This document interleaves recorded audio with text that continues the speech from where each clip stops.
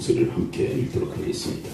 16장 31절입니다. 함께 읽죠. 시작. 이르되 주 예수를 믿으라. 그러면 너와 내 집이 구원을 받으리라. 아멘.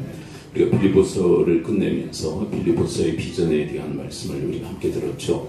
복음의 그 능력이 우리의 모든 것을 변화시키시기를 원하시는 하나님의 그 비전입니다. 무엇보다도 복음의 구원화가 있죠. 복음은 우리를 구원하는 하나님의 능력이다라는 말씀입니다. 근데 구원한 능력으로만 제한되고 국한된 것이 아니라 그 복음은 우리를 교육한다고 그랬죠. 그래서 사도 바울은 빌립보서를 통해서 복음에 합당한 생활이 무엇인지를 교육했죠. 그리고 교육 이후에는 생활화가 따르게 되어집니다. 생활화되어지면 이제 인격화되어지는, 삶이 변하면 인격이 변화되어진다는 것이죠. 그리고 인격이 변화된 이 사람이 바로 이 모든 과정을 또 전하는 자가 되기를 바라시는 것이 이 빌립보서를 통해서 하나님께서 우리에게 바라시는 뜻이요 비전이라고 할 수 있습니다. 한번 따라서 한번 고백해 보겠습니다. 복음의 구원화, 교육화, 생활화, 인격화, 전파화. 그래서 5가지 과정으로 이렇게 정의를 내릴 수 있는 거죠. 구원화, 교육화, 생활화, 인격화, 전파화. 이렇게 이 비전이 바로 빌립보서를 통해서 우리에게 주시는 하나님의 말씀이라 할 수 있습니다. 빌립보 교회가 어떻게 태동되어졌는지 사도행전 16장에서 우리에게 말씀하고 있습니다. 특별히 구원화의 과정에 대해서 좀 주목을 하고 있는데요. 오늘 본문의 시작은 16장 12절부터 시작되어지는데 한번 거슬러 올라가서 함께 읽어보도록 합니다. 16장 12절 함께 읽죠. 시작. 거기서 빌립보에 이르니 옛 마게도냐 지방의 첫 성이요 또 로마의 식민지라. 이 성에서 수일을 유하다가 빌립보 지역에 사도 바울 일행이 이르게 되었다라고 얘기하죠. 그리고 그 빌립보 지역은 마게도냐 지방의 첫 성이다라고 얘기합니다. 마게도냐는 어떤 지역이냐면 유럽을 들어가는 관문과 같은 역할의 지역입니다. 근데 그 관문 중에 관문이 바로 빌립보 성이다라고 얘기하고 있는 것이죠. 자, 그런데 그곳에 가서 사도 바울이 한 행동이 있는데요. 16장 13절 계속 따라가 보도록 합니다. 마게도냐 첫 성 빌립보 성에 들어가서 자 13절 함께 읽습니다. 시작. 안식일에 우리가 기도할 곳이 있을까요? 문 밖 강가에 나가 거기에 앉아서 모인 여자들에게 말하는데 기도할 초소를 찾게 되어지죠. 사도 바울의 선교 전략에 있어서 가장 중요한 게 뭐냐면 회당을 찾는 것이었습니다. 이 당시에 어떻게 보면 전 세계적으로 회당이 건립되어지는 그런 시대였죠. 디아스포라라고 해서 유대인들이 전 세계에 흩어지게 되죠. 그리고 전 세계에 흩어진 유대인들이 자신들의 신앙을 지키고 그리고 전수하기 위해서 회당을 짓게 됩니다. 근데 어떻게 보면 유대인들의 거점이라고 할 수 있죠. 근데 사도 바울은 항상 그 거점, 회당에 가서 하나님의 말씀, 복음을 전하는 일을 했는데 빌립보 이 지역에서는 왜 회당에 가지 않았을까요? 왜 기도처를 찾는 걸까요? 회당이 없었다는 것이죠. 그래서 기도할 만한 처소를 찾게 되었는데 이곳에서 중요한 인물, 빌립보 교회의 시작점에 있는 한 여인을 만나게 되어집니다. 사도행전 16장 14절 함께 읽어보죠. 시작. 두아디라시에 있는 자색 옷감 장사로서 하나님 섬기는 누디아라 하는 한 여자가 말을 듣고 있을 때 주께서 그 마음을 열어 바울의 말을 따르게 하시니라. 누디아라고 하는 자색 옷감 장사를 만나게 되어져요. 근데 그에게 복음을 전하는데 그 여인이 하나님의 감동하심으로 하나님 말씀을 받게 되었다라고 얘기하고 있는 것이죠. 15절 계속 따라가 봅니다. 시작. 그와 그 집이 다 세례를 받고 우리에게 청하에 이르되 만일 나를 주 믿는 자로 알거든 내 집에 들어와 유활하고 강권하여 몰게 하니라. 세례를 받았다는 것은 이미 믿음으로 영접했다는 거죠. 루디아와 그의 가정이 구원함을 얻고 그리고 강권하여 사도 바울로 하여금 그 가정에 머물게 했습니다. 최초의 이 빌립보 교회의 시작이라 할 수 있는 거죠. 근데 그 교회가 어디에서 시작되어진 겁니까? 루디아라고 하는 여인의 집에서 교회가 시작되어졌다라고 얘기를 합니다. 계속 따라가 볼까요? 16절 함께 읽어봅니다. 시작. 우리가 기도하는 곳에 가다가 점치는 귀신 들린 여종 하나를 만나니 저무로 그 주인들에게 큰 이익을 주는 자라. 이제 기도하는 처소가 마련돼서 그곳에 왕래하는데 귀신 들린 여자를 만나게 됩니다. 근데 이 여자를 통해서 이득을 얻는 사람들도 있었어요. 이게 점을 치니까 점과 관련된 돈을 받게 되죠. 근데 그것을 뒤에서 착복하는 사람들이 있었다는 거죠. 근데 이 귀신 들린 여인이 사도 바울이 누군지를 알고 있어요. 그래서 이렇게 말을 하는데, 이것은 사도 바울의 사역에 도움이 되는 것이 아니라 회방거리가 되었습니다. 자, 그 여인이 바울에 대해서 뭐라고 얘기하는 17절 계속 따라가 봅니다. 시작. 그가 바울과 우리를 따라와 소리질러 이르되 이 사람들은 지극히 높은 하나님의 종으로서 구원의 길을 너에게 전하는 자라 하며. 이게 귀신도 정확히 알고 있는 거죠. 사도 바울의 정체가 뭔지. 하나님의 종으로서 구원의 길을 전하는 자다. 근데 사도 바울을 돕는 그런 차원에서 이 이야기를 하고 있는 것이 아니라 회방 차원에서 이 이야기를 하고 있는 거예요. 진리를 드러내긴 하지만 목적이 구원함에 있는 것이 아니라 회방 차원에서 있는 거예요. 그래서 사도 바울이 어떻게 하는지 계속 따라가 볼까요? 18절 함께 읽어봅니다. 시작. 이같이 열흘날을 하는지라 바울이 심히 괴로워하여 그 귀신에게 이르되 예수 그리스도의 이름으로 내가 내게 명하노니 그에게서 나오라 하니 귀신이 즉시 나오니라. 그러니까 하도 귀찮게 하고 또 회방하니까 귀신을 내어 쫓아버려요. 근데 이 여인이 뭐 때문에 점을 쳤었죠? 귀신 들림으로 이 점을 쳤었는데 귀신이 나가보니까 이제 점을 도저히 칠 수 없는 거예요. 그래서 이 여인을 통해서 이득을 얻던 사람들이 화가 난 거예요. 그래서 이 사도 바울을 관원들에게 고발합니다. 사회를 아주 혼란스럽게 하는 사람입니다. 그래서 매를 맞고 감옥에 갇히게 돼요. 근데 여기에서 하나님의 아주 큰 구원의 역사가 일어나는데요. 함께 따라가 볼까요? 16장 23절입니다. 관원들에게 붙잡혀 매맞고 옥에 갇힌 사건. 23절 계속 따라가 봅니다. 시작. 많이 친 후에 옥에 가두고 간수에게 명하여 든든히 지키라 하니. 24. 그가 이런 명령을 받아 그들을 깊은 옥에 가두고 그 발을 착고에 든든히 채웠더니. 25절. 한밤중에 바울과 신라가 기도하고 하나님을 찬송하며 죄수들이 듣더라. 여러분 얼마나 억울합니까? 그런데 그럼에도 불구하고 사도 바울은 감옥에 갇혔음에도 불구하고 신라와 함께 하나님께 기도하고 찬송했다라고 얘기합니다. 이 찬송은 그냥 찬송이 아니겠죠. 감사의 찬송이에요. 여러분 우리가 주님의 일에 힘쓰고 애를 쓴데도 불구하고 억울한 일을 당할 때가 있어요. 그러면 원망하고 불평할 때가 있죠. 근데 사도 바울은요 그렇게 원망하고 불평한 게 아니라 힘써 주의 일에 힘썼음에도 불구하고 억울한 일을 당할 때 하나님 앞에 기도하고 감사의 찬송을 올리고 있어요. 우리 보통 사람들과는 차원이 다른 그런 영성을 지니고 있죠. 이거 왜 그러느냐면 하나님에 대한 신뢰성 때문에 그래요. 하나님을 여전히 환경 속에서도 끝까지 신뢰하고 있는 거예요. 이것을 그냥 허락하신 것이 아니라 하나님의 뭔가 섭리가 있으심을 믿고 있는 거예요. 근데 사실 이렇게 감옥에 갇힌 사건으로 인하여서 하나님의 구원의 역사가 일어나요. 여러분 우리 인생 속에도 우리가 원치 않은 그리고 억울한 일을 당할 때도 있고요. 그리고 원치 않은 일들이 일어날 때가 있어요. 그런데 그 모든 것들은 하나님의 섭리 가운데서 하나님이 우리에게 허락하신 일인 줄 믿습니다. 우리에게 해가 되게 하시기 위해서 허락하신 것이 아니라 우리에게 유익이 되게 하시기 위해서. 그래 나를 통해서 이루시고자 하신 하나님의 뜻이 계셔서 그런 일들을 허락하시는 거예요. 여러분 그런 하나님의 그 섭리를 그리고 하나님을 믿는 믿음을 가지고 여러분 이 사도 바울과 같이 기도와 찬양을 주님께 올려드릴 수 있는 그런 영성의 사람들이 되어지기를 축원을 드립니다. 이렇게 기도하고 찬송할 때 어떤 일이 일어날까? 26절 함께 읽어볼까요? 시작. 이에 갑자기 큰 지진이 나서 옥토가 움직이고 문이 곧 다 열리며 모든 사람의 메인 것이 다 벗어진지라. 여러분 이 하나님의 이 역사는 저는 어떤 느낌을 받느냐면 아주 지진이 일어나죠. 지진이. 그런데 그냥 이 지상에 그 어떤 표면이 그냥 흔들린 것만으로 이렇게 해석되어진다기보다는 저는 하나님 나라의 임재의 역사라고 생각합니다. 하나님 나라의 임재의 역사. 하나님의 임재임이 하나님 나라의 임재의 역사였다는 것이에요. 그러니까 땅이 흔들리고 옥문이 열리고 그리고 착고가 풀어지는 역사가 일어난 거예요. 여러분 옥에 갇히고 그리고 착고에 차인 것 때문에 원망하고 불평하면요 이런 하나님 나라의 임재의 역사는 일어나지 않아요.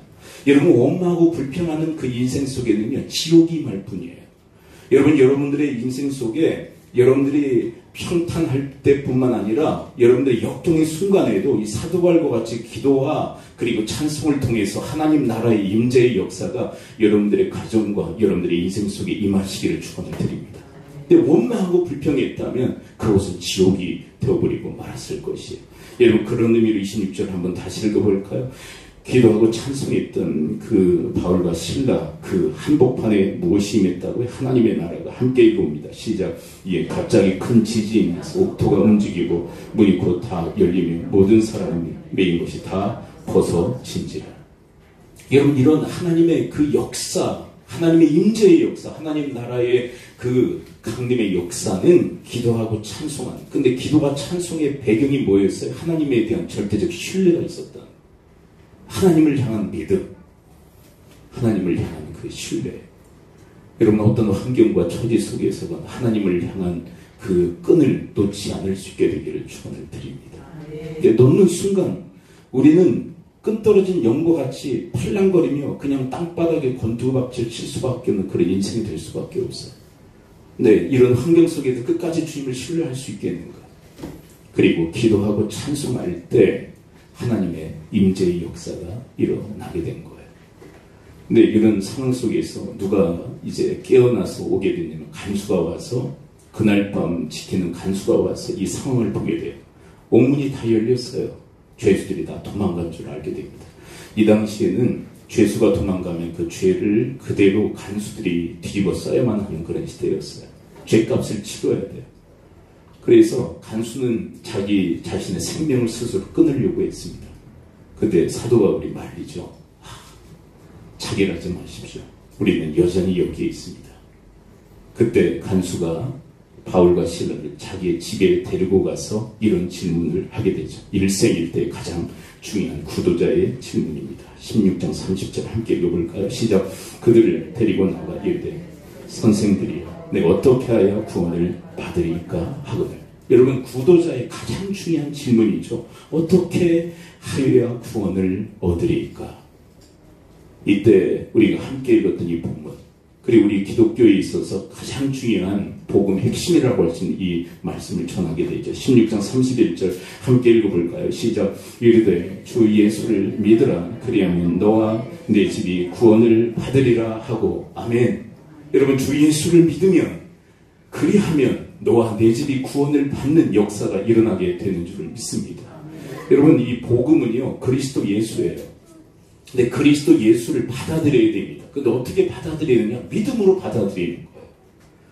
여러분, 복음이 있지만 받아들이지 않으면 구원의 역사가 일어나지 않아요. 근데 받아들이면 구원의 역사가 일어나는 거예요.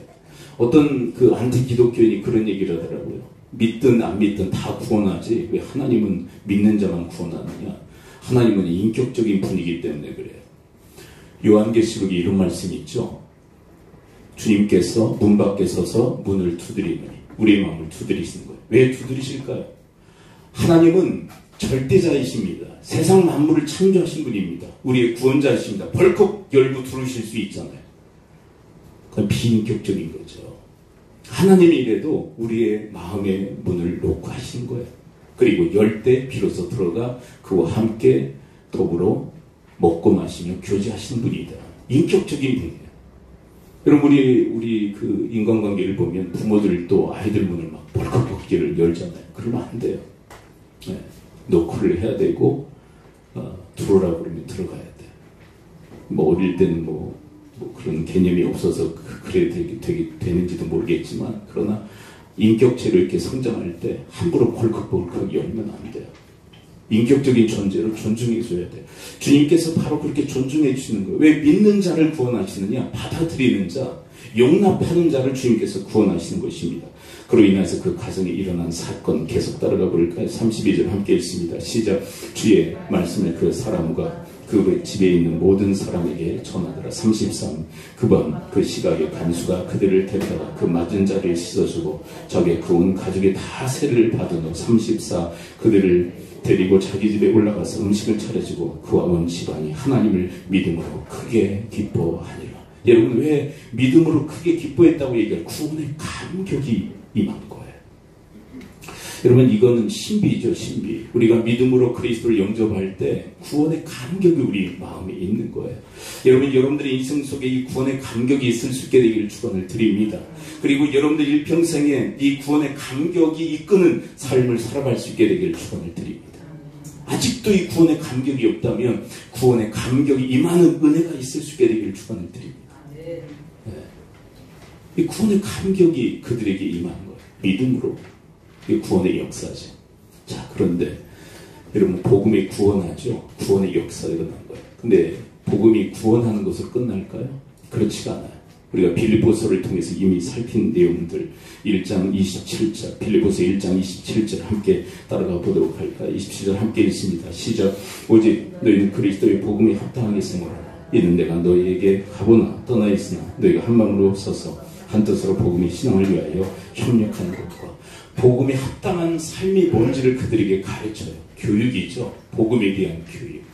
복음에 합당한 삶에 대한 교육을 그들에게 주십니다. 왜 그런 줄 아세요? 우리가 구원받았다고 복음에 합당한 삶을 자연스럽게 자동으로 살게 되는 건 아니기 때문에 그래요. 여러분 이스라엘 백성들이 출애굽을 하죠. 구원을 받죠. 출애굽은 구원입니다. 그러면 내버려두면 구원받은 자로 합당히 그냥 살아갈까요? 아니에요. 그들은요. 노예로 400년 동안 살면서 노예 근성, 노예 의식 완전 노예로 찌들어 있어요. 의식도 생각도 다 노예적이에요. 삶도 노예적이에요. 구원은 받았지만 의식도 노예적이고 삶도 노예적이에요. 내버려두면요. 구원 받았으나 노예 근성에 걸맞는 인생을 살아갈 뿐이에요. 그래서 주님께서 신의 산에서 뭘 허락하십니까? 십계명을 비롯한 율법을 통해서 그들을 교육하시는 거예요. 구원받은 자로서 하나님 백성으로서 합당한 삶이 뭔지를 신의 산에서 그들에게 교육하신 거예요. 그러므로 사랑하는 성도 여러분, 하나님 그 복음의 은혜로 구원 받으셨습니까? 그렇다면 끊임없이 주님 부르시는 그날까지 이 복음에 합당한 삶이 뭔지에 대한 교육을 하나님께로부터 받을 수 있게 되기를 축원을 드립니다. 그래서 빌립보서에 가득하게 채워진 게 뭐예요? 복음에 합당한 삶이에요. 복음에 합당한 삶. 그렇게 살아야 된다. 너희들이 구원받지 않았느냐? 복음으로 구원받지 않았느냐? 그 구원의 그 은혜에 감사하며 감격하며 기뻐하며 복음에 합당한 삶을 살아라. 그렇게 얘기하고 있는 거예요. 여러분들이 그런 인생 펼쳐갈 수 있게 되기를 축원을 드립니다. 복음에 합당한 삶을 교육을 하는 거예요. 근데 하나님만 교육하는 게 아니라요. 여러분 사탄도 교육한다는 거 아세요? 사탄도 우리를 교육해요. 에덴 동산에서 하나님 말씀의 교육이 있었죠. 어떤 말씀의 교육이죠? 선악과 먹지 마. 선악과는 어떤 레슨을 하시기 위한 그 장치입니까? 모든 것의 주인 하나님, 너희들은 뭐다? 관리자. 모든 것의 주권은 하나님께 있고 너희들은 다만 관리하는 관리자를 뿐이에요. 항상 죄송합니다. 선악과를 바라보면서 그것을 레슨하시는 거예요. 그걸 볼 때마다 그래서 어디에다가 선악과를 만드는 동산 중앙에 만들어 놓으신 거예요. 그러니까 어느 곳에 있든지 볼 수 있게 만든 거예요. 그래서 항상 바라보면서 우리는 관리자이지. 주님이 이렇게 얘기하십니다. 먹으면 죽으리라. 이게 하나님의 레슨이에요. 하나님의 레슨. 근데 사탄도 레슨하죠. 사탄도 교육한다는 거 아세요? 뭐라고 합니까? 하나님 말씀을 다 뒤집어버려요. 여러분 사탄이 한 얘기가 뭔지 아시죠? 죽지 않아. 뭘 뒤집어요? 정면으로 하나님 말씀을 뒤집어요.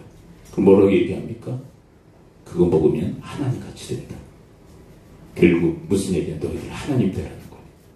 여러분 사탄은요 결코 이렇게 얘기하지 않습니다. 나를 따르라. 나를 믿고 나를 따르라. 그렇게 얘기하지 않습니다. 사탄은요 우리에게 달콤한 얘기를 해요. 네가 주인 돼서 네 마음대로 인생을 살아. 이게 사탄의 교육이에요. 여러분 그 당시에 에덴 동산의 아담과 하와는요 하나님의 교육을 받을 건가 아니면 사탄의 교육을 받아들일 건가 그 갈림길이 있었어요. 근데 그들이 선택한 것은 사탄의 교육이에요. 여러분 이 시대도 마찬가지입니다. 사탄의 멘트가 여전히 지금도 똑같다는 거 아세요? 사탄이 여전히 지금도 에덴 동산에서 아담과 하와를 교육했듯이 동일하게 교육하고 있어요. 네가 주인이야. 네가 주인이야. 네가 주인 노릇해. 네 마음 네 뜻대로 살아. 그렇게 여전히 이 시대에도 우리에게 교육하고 있다는 거 아세요? 근데 그게 너무 달콤해서 그 말을 따르는 거예요. 그리고 우리 안에 있는 죄성도요, 우리 안에 있는 죄성도 내가 주인 되도록 자꾸 부추기고 그렇게 나를 충동질합니다.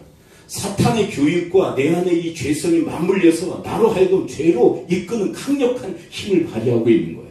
여러분, 이럴 때 여러분, 성령의 도우심 가운데, 성령의 감동 가운데 하나님의 말씀에 귀를 기울이는 하나님의 교육에 여러분들의 인생을 거는 주님의 사람들 되어지기를 축원을 드립니다. 이 기준이 있어야 돼요, 우리에게.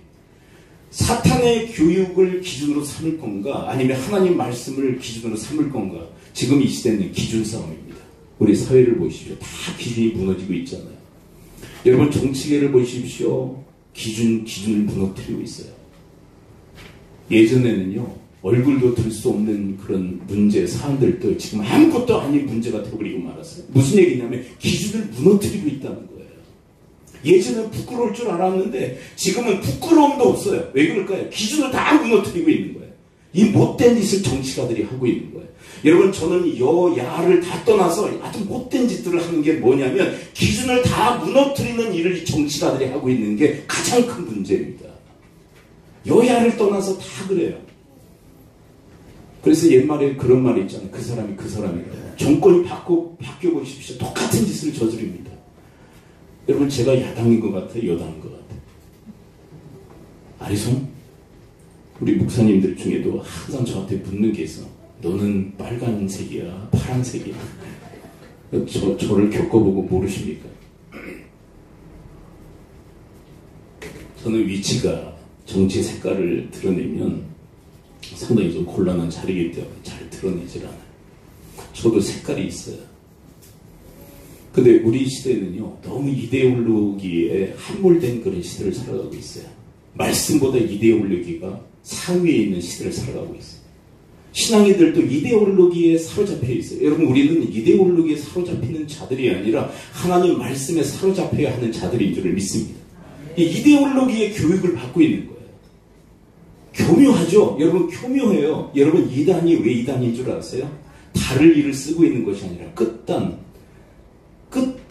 다른 일을 쓰고 있는 거예요. 끝이 약간 다른 거예요. 그걸 분간할 수 있으시겠어요? 끝이 약간 다른데 몸통은 다 같아요. 근데 끝이 약간 다른 게 이단이에요. 그걸 분별할 수 있겠어요? 여러분, 이 사회는요, 가속화를 이루면서 모든 기준을 무너뜨리는 그런 시대로 갈 겁니다. 다 무너뜨려버리고 있어요. 다. 지도자들이 더 그 일에 힘쓰고 있습니다. 그러면 고통당하는 것은 누구냐면 백성들이고 또 우리 후손들이 고통당하게 돼 있어요. 왜요? 결국은 타켓이 뭐냐면 하나님의 기준을 무너뜨리려고 하는 게 가장 중요한 타켓이기 때문에 하나님의 기준을 무너뜨립니다. 말씀을 무너뜨리려고 하는 것이 최종 목적이에요. 여러분, 하나님 말씀이요, 정치와 사회와 경제와 교육에 편만하게 반영되어져야 돼요. 근데 그것을 막고 그것을 무너뜨리려고 하는 것이 이 사회입니다. 왜 그럴까요? 공중권세자분 사탄이 이 세상을 지배하고 있기 때문에 그래요. 그래서 하나님을 향해서 계속 적대적인 그런 태도를 취하고 있는 거예요. 여러분, 하나님의 교육을 받을 건가 아니면 사탄의 교육을 받을 건가 우리는 선택해야 되는데, 여러분들의 범사에 하나님의 말씀을 기준으로 해서 판단하고 여러분들이 결정하는 주님의 사람들이 되어지기를 축원을 드립니다. 그래서 여러분, 빌립보서에서 가르치는 복음에 합당한 삶이 뭡니까? 그리스도 중심이에요. 그리스도 중심. 너희들 중심되면 안 돼. 너희들 중심 되는 거 아니야? 얘기하시죠. 그리스도 중심이 되라. 그래서 그리스도의 주권을 인정하고 복종해라. 구원을 이루라. 이렇게 얘기하세요. 그리고 그리스도를 위하여, 심지어 이렇게까지 얘기해서 그리스도를 촛대로 하여 그리스도의 일을 구하라. 온통 그리스도예요. 그래서 빌립보서의 가장 큰 주제는 뭐냐면 그리스도예요. 그리스도. 그래서 복음이 뭔지 아시겠죠? 그리스도예요. 그래서 복음을 그토록 강조하면서 그리스도를 강조하고 있는 우리의 전부, 우리의 모든 것. 왜요? 그리스도가 우리의 구원자이시기에 그분을 중심으로 해서 우리의 인생을 살아가야 됩니다. 근데 사탄은 계속 우리를 속여요. 자, 창세기 말씀 지나가고요. 요한 1서 4장 1절을 보면 또 거짓 선지자들과 교사들도 속이죠. 이들은 사탄의 휘하 부하들이기 때문입니다. 요한 1서 4장 1절 함께 읽어보죠. 시작. 사랑하는 자들아 영을 다 믿지 말고 오직 영들이 하나님께 속하였나 분별 많은 거짓 선지자가 세상에 나왔습니다. 약한 영들, 거짓의 영들, 사탄의 휘하 부하들의 영들이 있다. 속이는 거예요. 근데 그것을 너희들은 분별하라. 근데 어떻게 분별하느냐 하면 기준을 분명히 해야 할 때 분별이 되는 거예요. 여러분 그 집회, 그 가짜 집회를 감별하는 사람들이 연구하는 그 중요한 내용이 있다고 그러죠. 가짜 집회를 연구할까요? 진짜 집회를 연구할까요? 네. 집회 감별사들이 가짜 집회를 많이 연구할까요? 진짜 집회를 많이 연구할까요? 진짜 집회를 많이 연구한다. 연구하면 연구할수록 가짜는 금세 드러난다. 여러분 우리에게 있어서 참된 진리인지 거짓인지 분별할 수 있는 중요한 건 기준이 뭐냐면 하나님 말씀을 붙드는 거예요. 기준을 붙드는 거예요. 그래 이게 거짓인지 가짜인지 잘못된 것인지 분별할 수 있는 거예요. 그래서 어떤 목사님이 그런 얘기를 하시더라고요. 제 본인 페이스북에 성도님들이 일주일 동안에 별의별 얘기를 다 올린다는 거예요. 이데올로기 얘기, 정치 얘기 다 오르는데 자신은 안심한다는 거예요. 왜냐하면 주일되면 그 모든 것들을 정리할 수 있는 시간을 갖기 때문에. 무슨 얘기인지 아시겠죠? 하나님 말씀을 들으면서 그 옥신각신하는 그 모든 세상의 그 언어들이 정리되는 시간이 온다는 거. 말씀만이 그 일을 할 수 있다. 이게 거짓인지 이게 아주 교묘하죠. 아주 교묘해요. 근데 그거 아세요? 거짓 교사들과 선지자들이 하는 얘기는요. 우리를 위해서 얘기합니다. 반드시 우리를 위해서 얘기해요. 근데 실은 나를 죽이려고 하는, 망치려고 하는 의도가 있는 거예요. 우리를 위해서 얘기하는 것 같으나 그러나 실상은 우리를 죽이려고 하고 망하게 하려고 하는 의도입니다. 그러므로 여러분 하나님 말씀의 기준을 붙들고 복음에 합당한 삶이 뭔지를 더욱더 여러분들이 깨달아라. 여러분 그렇게 살아가는 생활화의 삶으로 옮아갈 수 있게 되기를 축원을 드립니다. 근데 이렇게 생활화되면 어떤 역사가 일어나느냐? 빌립보서 3장 19절을 함께 한번 읽어볼까요? 죄송합니다. 4장 9절 먼저 한번 읽어보시죠. 빌립보서 4장 9절 이렇게 말씀을 듣고 배우고 받고 들은 거를 우리가 배운 것을 교육받은 것을 행할 때 어떤 역사가 일어나는가? 빌립보서 4장 9절 함께 읽어봅니다. 시작. 배우고 받고 듣고 본바를 행하라. 그리하면 평강의 하나님이 너희와 함께 계시리라. 여러분 생활화 되어지면 우리가 복음에 합당한 삶이 뭔지를 배우고 그렇게 살면 평강의 하나님이 우리와 함께 하시며 그 평강을 우리 가운데 허락해 주실 줄 믿습니다. 여러분 인생 살아보셔서 아시잖아요. 뭐가 행복입니까? 마음이 평강할 때 행복한 거예요. 세상은요 시시각각으로 변동이 있고요. 삶은 우여곡절이 많고 오르락내리락 업다운이 많고요. 어떤 때는 잘 되다가 어떤 때는 안 되다가 어떤 때는 성공할 때가 있고 어떤 때는 실패할. 근데 어떤 상황 속에서는 하나님의 그 평강이 하나님이 함께 하시며 하나님의 평강을 우리 마음에 담아두시면요. 그게 행복한 인생 아닙니까? 근데 시시각각으로 달라지는 환경에 따라서 이랬다 저랬다 마음이 막 출렁거리고 막 지옥이 됐다 불안했다 좀 평안하면 마음도 평안해지고 세상에 막 격동이 일어나면 내 마음도 막 격동이 일어나고 완전히 세상과 매칭이 돼서 완전히 비례해서 세상의 그 환경에 따라서 마음의 상태도 달라진다면 이 사람은 불행한 거예요. 환경에 따라서 마음이 달라진다면 마음에 격동이 일어난다면 이 사람은 불행한 인생 아닙니까? 근데 평강의 하나님이 함께 하시며 평강을 허락하시는 사람, 세상에 어떤 격동과 변화, 무쌍한 일이 일어난다 할지라도 평강의 하나님으로부터 평강을 얻게 되면 마음의 평안한 상태, 이게 행복 아닌가요? 어떤 분들은 그러더라고요. 돈이 많으면 행복할 것 같다. 그래서 이런 얘기를 하면 여러분들이 또 오해하지 마세요. 박 목사는 돈을 무시한 것 같아요. 그런 게 아니라 여러분 돈은 너무 중요한 것이죠. 자본주의 시대를 살아가면서 물질이 너무나도 중요한 거예요. 근데 부자들이라고 그러면 마음이 편안할 거예요. 그 부 때문에. 목사님 그냥 그런 거 저런 거 다 따지지 않고 그냥 부했으면 좋겠습니다. 그런 분도 있지만, 근데 정말 부가 마음에 평강을 가져다 줄까요? 여러분, 평강의 하나님만이 우리의 마음에 평강을 허락해 주신 줄 믿습니다. 근데 어떤 사람이 내게 배우고 받고 듣고 본 바를 행하는 사람, 생활하는 사람, 왜 그럴까요? 하나님의 통치와 다스림. 아까 바울과 실라에게 하나님의 나라의 임재가 임한 것처럼 하나님께서 그 옥토에 강림하신 것처럼 이런 말씀을 행하는 자들에게 하나님의 통치와 다스림이 있게 되는 줄 믿습니다.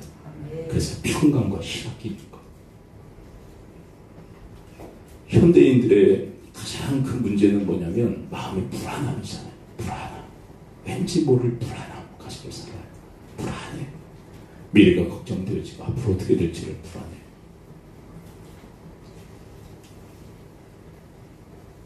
네, 평강의 하나님이 늘 함께 하심으로 평강을 허락하시는 주님의 사람들을 되어지기를 축원을 드립니다. 그리고 이렇게 생활화되면 삶이 변하면 인격이 변하는 줄 믿습니다. 그래서 이 빌립보서에서 우리에게 주시는 가장 중요한 그 비전 중에 하나가 뭐냐면 이 그리스도의 형상이에요. 그래서 이렇게 얘기하죠. 너희 안에 이 마음을 품으라. 곧 그리스도 예수의 마음이. 근데 마음만 얘기하는 것이 아니라 그리스도의 형상을 닮으라.